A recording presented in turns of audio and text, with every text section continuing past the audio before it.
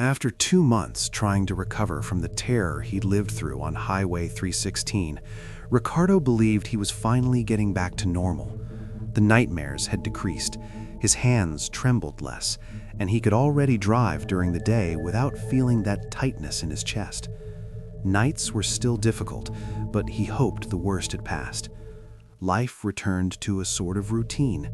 He switched his work shift to afternoons, but that week they asked him to cover the night shift again, just for one day, because no one else could do it. He tried to refuse. The idea of being alone at night made him nauseous, but under pressure, he ended up agreeing. And it was on that exact night that everything started again. Ricardo walked down the creaking stairs to the basement where the digital archive sector operated. It was a tight space, smelling of dust and old electronics. There were boxes thrown everywhere, stacks of old tapes and outdated computers connected with patched cables. He flipped the light switch, and it flickered twice before turning on completely. He sat in front of the main monitor and began organizing the folders. Everything seemed ordinary, monotonous, until he found a folder that hadn't been there before. Uncatalogued/risks. Inside it, there was only one file, 04_17.mp4. No date, no sender, no origin. Ricardo felt a familiar sting in his stomach, the same sensation he felt on Highway 316 minutes before seeing the man standing in his headlights. For a moment, he considered closing everything and leaving, but curiosity won. He clicked on the file. The screen went black, but the audio started immediately. First, just deep static, then a slow, calculated breathing, like someone waiting for the exact right moment to speak. Ricardo felt uncomfortable. At 37 seconds, a metallic noise, like fingernails scraping on metal. At 1 minute and 12, a strange, incomprehensible whisper. He paused it. He thought it was corrupted, but when he hit play again, the breathing was different, closer, clearer, almost inside the room. Ricardo removed his headphones and switched the audio to speaker mode. The basement filled with a low, dragging sound, similar to footsteps on the floor. The ceiling light flickered. A cold, inexplicable breeze moved through the room, even with the windows closed. And then the door behind him creaked by itself. It didn't open completely, just moved, enough to prove he wasn't alone in the room. The audio continued, and for the first time a full sentence emerged, very clear. "You hear me." Ricardo froze, paused immediately.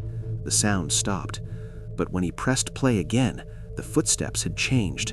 Now they seemed to come from inside the basement, heavier, closer, as if synchronized with his own breathing. He closed the file, but the audio kept playing. The monitor turned off by itself. The basement became almost completely dark, lit only by the faint glow of the computer's power light. Then Ricardo's phone vibrated with a call from an unknown number. He answered with trembling fingers. "Hello?" On the other end, the same sound from the audio file, slow breathing, and the same voice from the recording, speaking slowly and deliberately. "You should have stopped the first time." Ricardo dropped the phone on the floor. Trying to understand what was happening, he opened the audio editor and analyzed the waveform. That's when he noticed something impossible. There were two distinct layers in the file. The first was the normal audio. The second was the same recording reversed. He inverted the track and pressed play. The voice, now crystal clear, said, "You are listening to this the wrong way." His heart started racing. Ricardo turned the phone upside down and pressed play again. The recording changed completely. Now there were footsteps behind him, perfectly synchronized with his own breathing. He turned slowly, but didn't see anyone. The computer light brightened and dimmed as if breathing with the sound. Suddenly, the breathing in the audio changed. It became exactly like Ricardo's. It was him. It was his own breathing recorded before he even heard it. The light shut off completely. The room plunged into absolute darkness.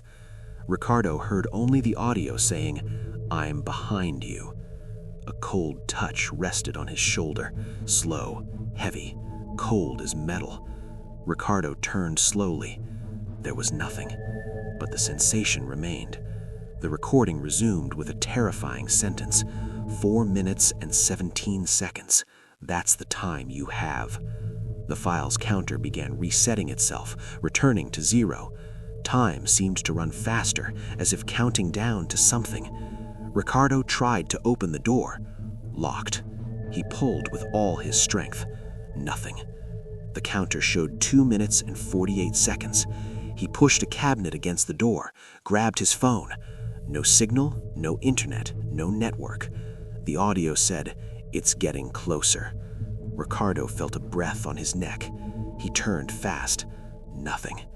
At 50 seconds, the basement began shaking as if something huge was moving inside the walls. At 20 seconds, the computer screen filled the room with a blinding white light. At 10 seconds, the audio became extremely clear and said, "Now you understand. You didn't find the recording found you." The counter reached 1 second. The audio stopped. Total silence. Ricardo took a deep breath, thought it was over. His legs felt weak. He considered running up the stairs. But then, the phone vibrated again. A new notification. A new file had been created automatically. File name 05_18.mp4. He opened the folder, and there it was. The duration, 4 minutes and 17 seconds. Exactly like the first one.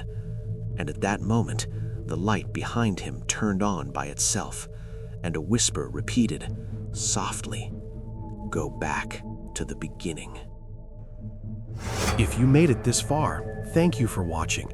If this story kept you engaged in any way, make sure to subscribe to the channel. Turn on the notifications so you don't miss the next videos. And if you can, leave a like. It helps the channel grow and motivates me to bring more stories for you. Let me know in the comments what you thought and what you'd like to hear next. See you in the next one.